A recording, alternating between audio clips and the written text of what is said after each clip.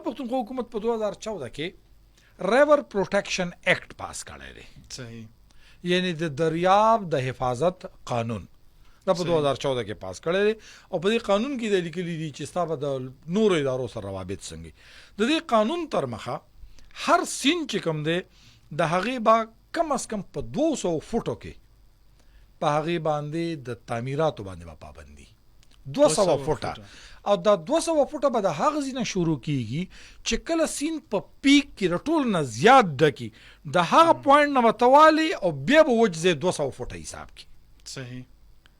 منګ د سین په مینس کې هوټلې جوړې کړي دي. نمبر 1 دا سیز دا راغلی 200 فوټه چې کوم دی دا به داسې کې چې دا به د سین پیک کې دا به د هغې نه والي. د دې قانون مطابق د 1500 فوټه پورې ایریا چې کومه ده د دې کنټرول به د حکومت سره او په دې کې که څه قسمه کور مارکیټ دکان روډ هوټل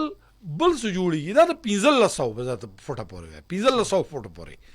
دا به د حکومت نه باقاعده اجازه تخلي او د دې لپاره به هلته لوکل کمیټي دا به د هغې نه سفارشاتو باندې هغې نه پس به دا جوړیږي.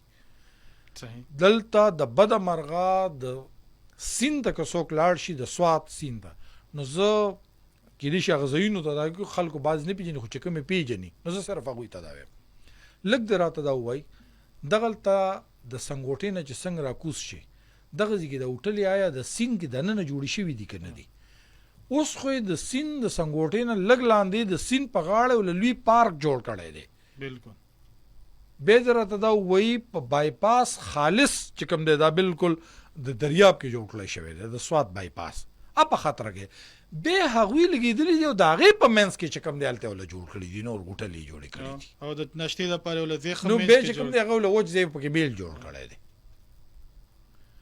زه دا ګڼم چې دا هغه قانون دی او قانون سره څه چل شوی همې ستاسو مخکې